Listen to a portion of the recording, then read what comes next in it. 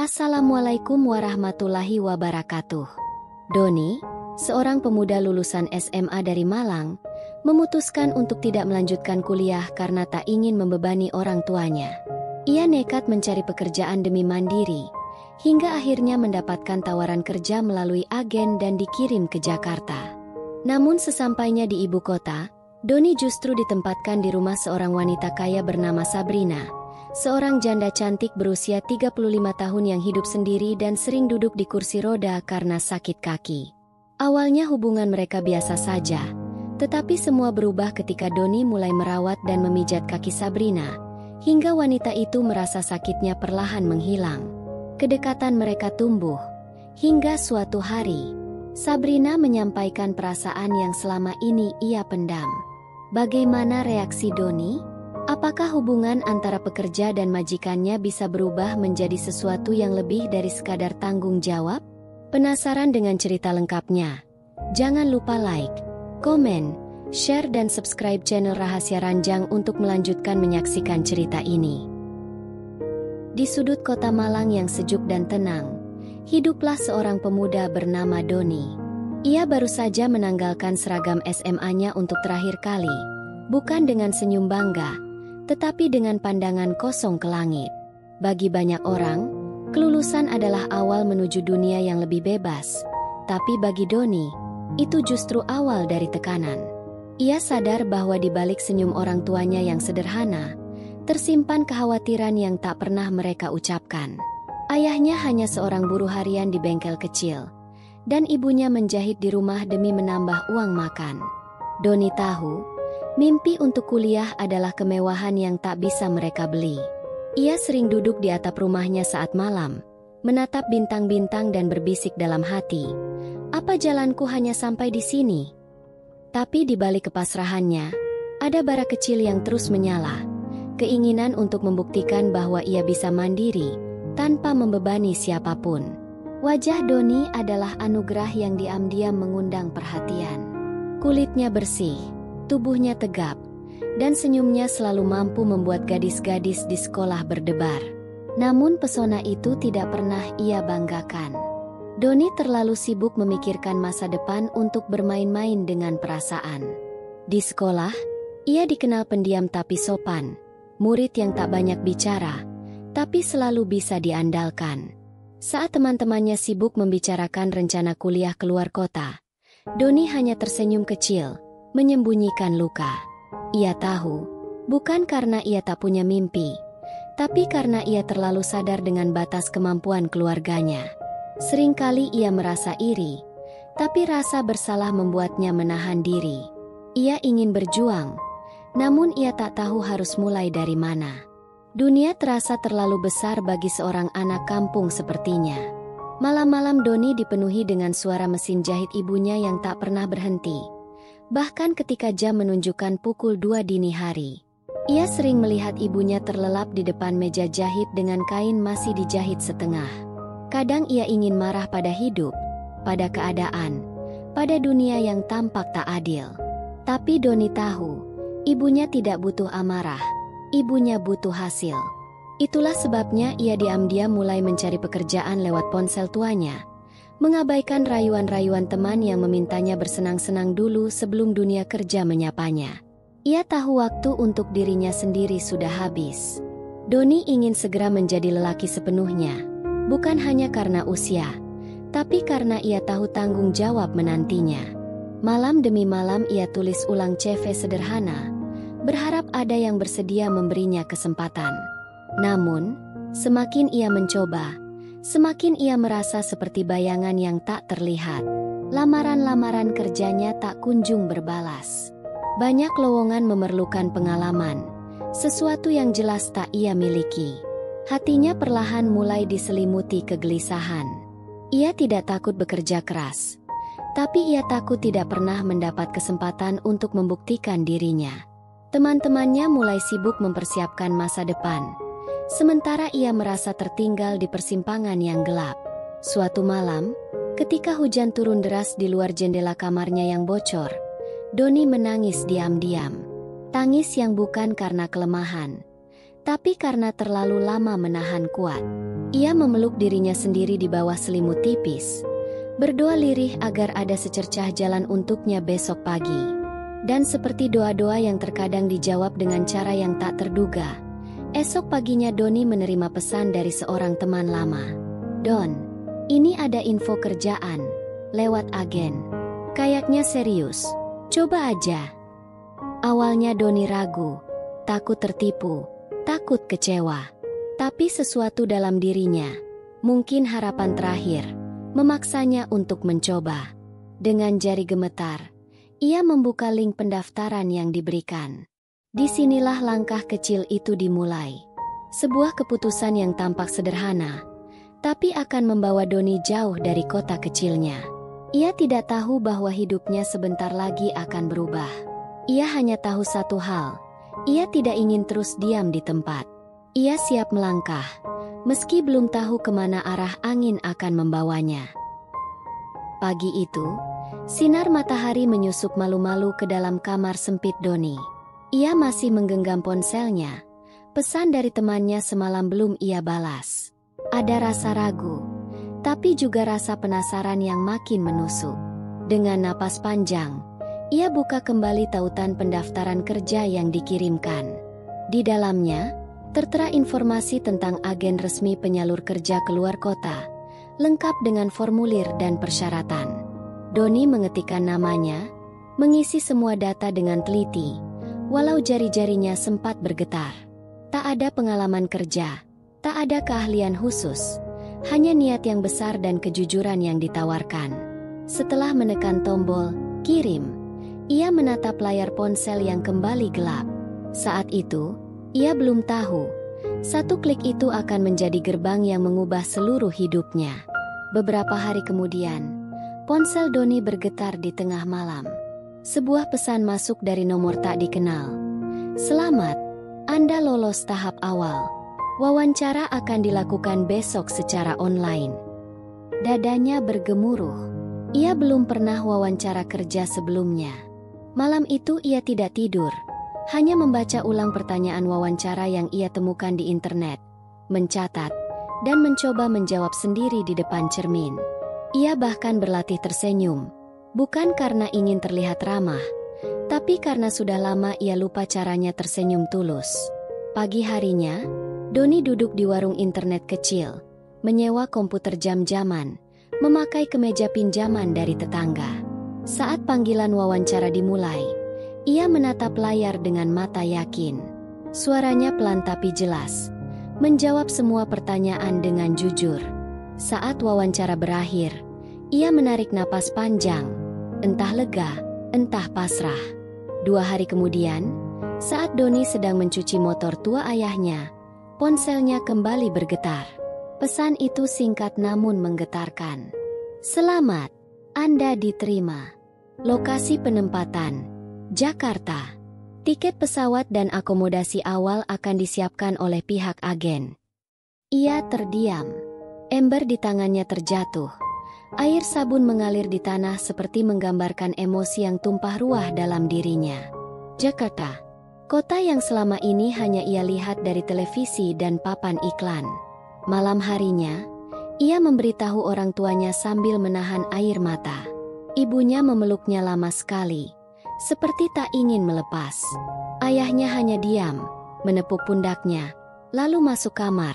Tapi Doni tahu, dari balik pintu, ayahnya menangis dalam diam.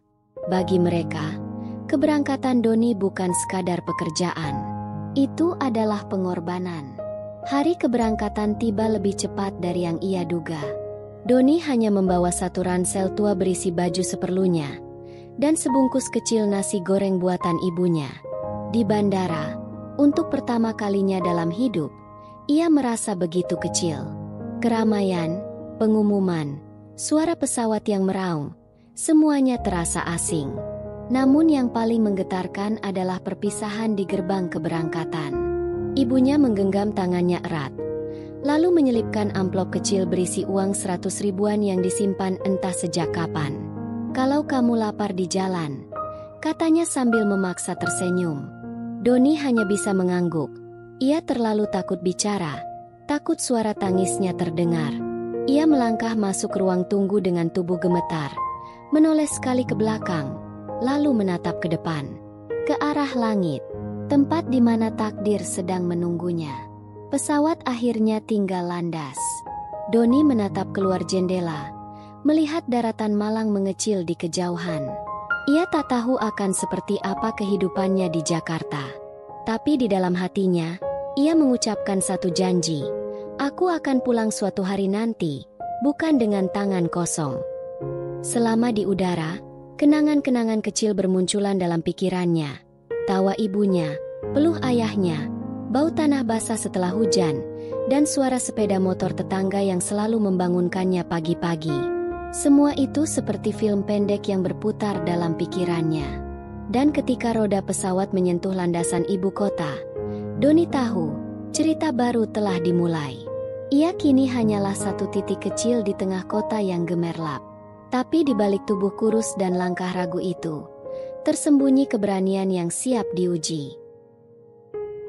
Begitu Doni keluar dari Bandara Soekarno-Hatta, udara Jakarta langsung menyergapnya. Panas, padat, dan asing. Ia berdiri bingung di antara lautan manusia yang berlalu lalang tanpa saling peduli. Tapi tak lama kemudian, sebuah mobil hitam berhenti tepat di depannya. Sopir berpakaian rapi turun dan berkata, "Doni, ya? Ayo ikut saya. Bu Sabrina sudah menunggu." Nama itu terdengar asing di telinganya. Tapi Doni menurut. Selama perjalanan, ia hanya diam memandangi gedung-gedung tinggi yang seolah ingin menyentuh langit. Jakarta adalah dunia lain, berisik, cepat, dan tak memberi ruang untuk kelemahan.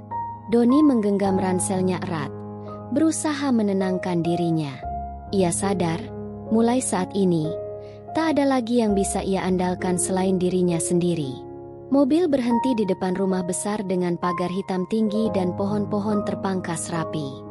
Dari luar, rumah itu tampak seperti istana kecil di tengah hiruk-pikuk kota. Saat gerbang terbuka otomatis, Doni tak bisa menyembunyikan keterkejutannya. Ia tak pernah melihat rumah sebesar ini dari dekat. Di dalamnya, suasana begitu tenang, nyaris sunyi. Seorang wanita muncul di ambang pintu, duduk di atas kursi roda elektrik. Ia mengenakan gaun putih sederhana, namun kesan anggun memancar kuat dari dirinya. Wajahnya cantik dan tenang, matanya tajam namun teduh. "Kamu Doni?" tanyanya lembut. Doni mengangguk cepat. "Saya Sabrina," katanya, lalu tersenyum. Senyum tipis yang anehnya membuat jantung Doni berdegup lebih cepat. Hari-hari pertama bekerja di rumah itu terasa seperti berjalan di atas bayangan. Doni diberi kamar kecil di lantai bawah, dekat dapur, dan tugasnya cukup sederhana: membersihkan rumah, menjaga taman, serta membantu kebutuhan pribadi majikannya. Tapi Doni segera menyadari sesuatu. Rumah itu terlalu sunyi. Tak ada suara televisi, tak ada tawa, tak ada obrolan. Hanya suara langkah roda kursi Sabrina yang perlahan menyusuri lorong-lorong panjang. Sabrina hampir selalu menyendiri di ruang baca atau di balkon. Ia jarang berbicara, hanya memberi instruksi singkat. Tapi Doni bisa merasakan kesepian yang tebal di udara, bukan sekadar kesendirian fisik, tapi kesepian yang telah bersarang lama di dalam hati. Suatu malam, hujan turun dengan derasnya, membasahi jendela besar ruang tengah. Doni sedang menyapu lantai ketika ia mendengar suara lembut memanggil, "Doni, bisa ke atas sebentar?" Dengan cepat ia naik, dan mendapati Sabrina duduk termenung di tepi ranjang. Kakinya diletakkan di atas bantal kecil. "Kakiku nyeri lagi," katanya pelan. Doni bingung, namun Sabrina tersenyum samar. "Tolong pijat sebentar, kalau kamu tidak keberatan." Awalnya Doni ragu, merasa canggung menyentuh tubuh wanita yang baginya seperti patung porselen. Tapi melihat wajah Sabrina yang lelah, ia perlahan mendekat, menekankan jari-jarinya dengan hati-hati di betis wanita itu. Sentuhan pertamanya membuat Sabrina terpejam, dan udara malam mendadak terasa lebih hangat dari sebelumnya. Beberapa menit berlalu dalam diam, hanya suara hujan dan napas lembut yang mengisi ruangan. Tiba-tiba Sabrina membuka mata dan berkata, "Aneh, biasanya nyerinya tidak hilang secepat ini." Doni tak menjawab, hanya tersenyum kecil dan melanjutkan pijatan dengan perlahan. Malam itu, batas antara majikan dan pekerja mulai kabur. Bukan karena sikap tak sopan, tapi karena keheningan mereka mulai menyatu. Ada sesuatu yang mengalir pelan, bukan cinta, bukan pula nafsu, tapi mungkin sebuah kehangatan yang sudah terlalu lama hilang dari rumah itu. Dan Doni, yang datang tanpa harapan besar, kini mulai merasa bahwa mungkin ia dibutuhkan di tempat ini. Bukan hanya sebagai pekerja, tapi sebagai seseorang yang bisa mengisi ruang kosong yang tak terlihat oleh mata.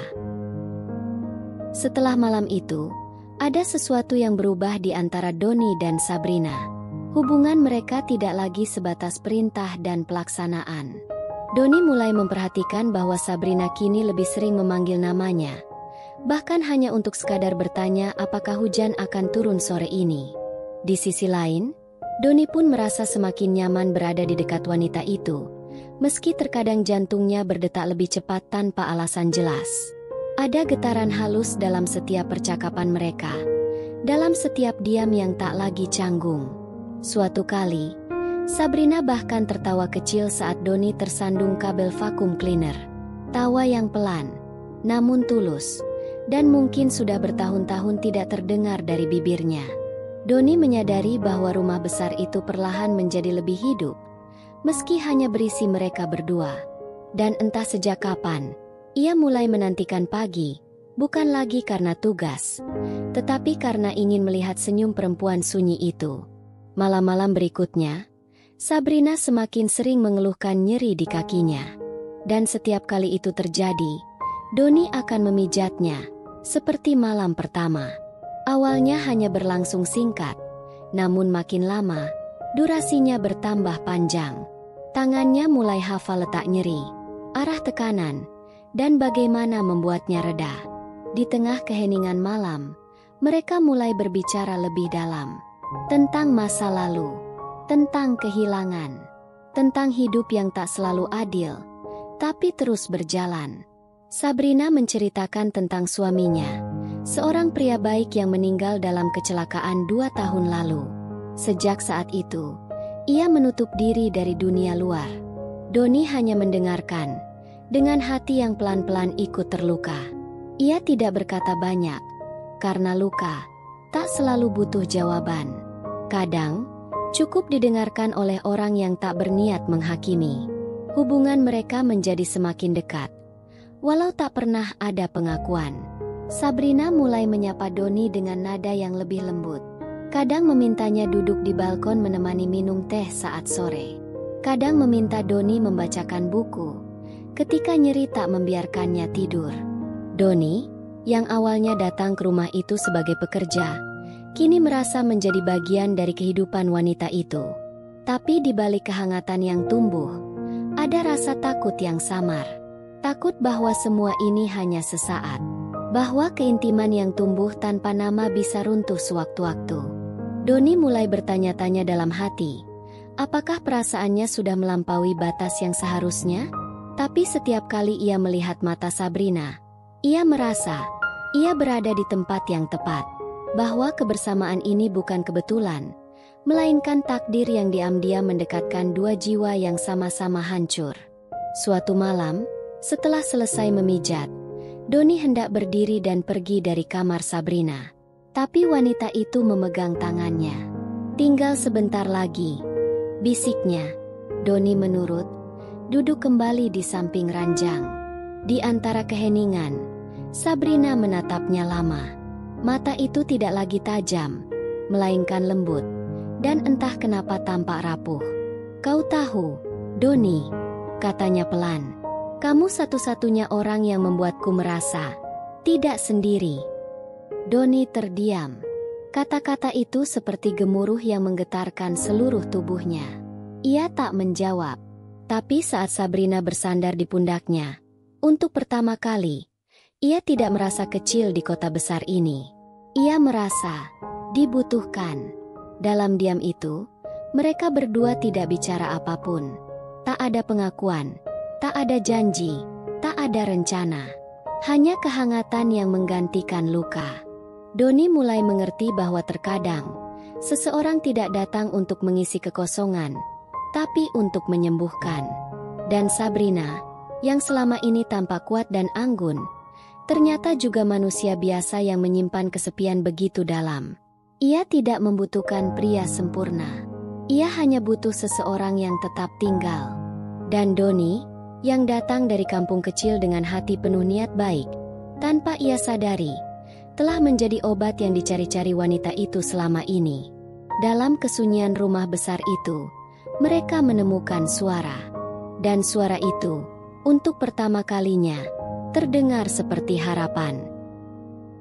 Hari-hari terus berlalu di rumah itu, seperti aliran waktu yang tenang namun tak pernah berhenti.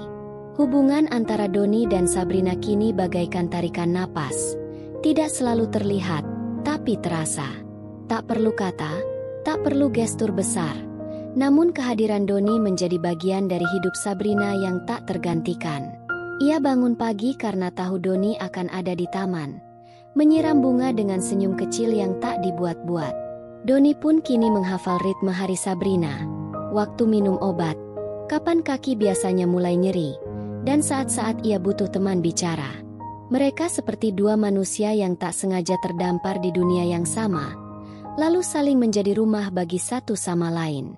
Tapi di balik semua kebersamaan itu, ada sesuatu yang tak terucap, sesuatu yang menggantung di antara mereka, menunggu keberanian untuk dilepaskan.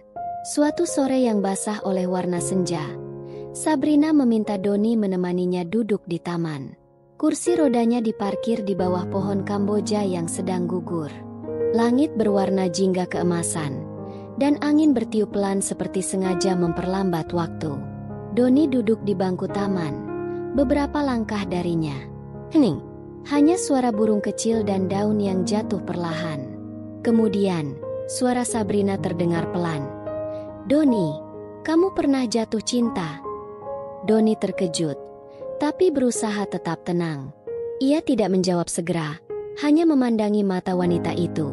Mata yang biasanya menyimpan luka, tapi kali ini tampak penuh rasa ingin tahu. "Aku tidak tahu," jawabnya akhirnya. "Tapi aku tahu apa rasanya ingin tetap tinggal di sisi seseorang, tanpa alasan yang jelas." Sabrina tersenyum, namun senyumnya kali ini berbeda. Ada air mata yang jatuh pelan di pipinya. Bukan karena sedih, tapi seperti beban yang akhirnya ia lepaskan. "Aku takut," katanya. "Takut perasaan ini salah. Takut kamu hanya kasihan. Tapi juga takut kehilangan apa yang sudah kita punya." Doni tidak langsung menanggapi. Ia berdiri, mendekati kursi roda Sabrina, lalu berlutut di sampingnya. "Saya tidak pernah kasihan pada ibu," katanya perlahan. "Saya hanya menemukan kedamaian di sini. Sesuatu yang tidak pernah saya temukan sebelumnya." Saat itu, angin berhenti sejenak.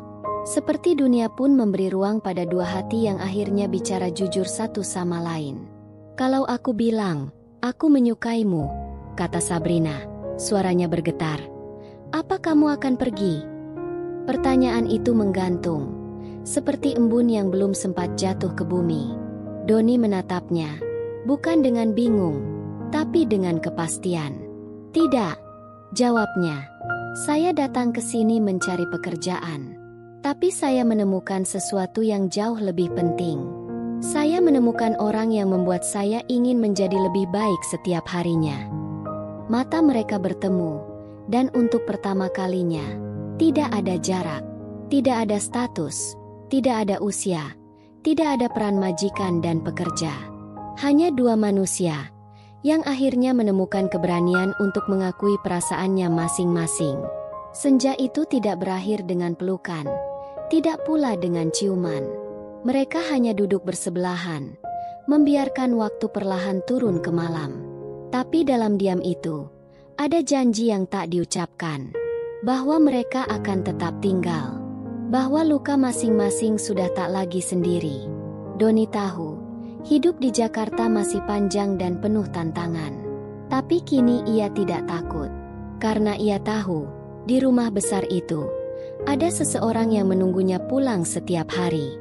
Dan Sabrina, untuk pertama kalinya dalam bertahun-tahun, merasa hidupnya kembali berarti. Bukan karena Doni menyembuhkan kakinya, tapi karena Doni menyembuhkan hatinya.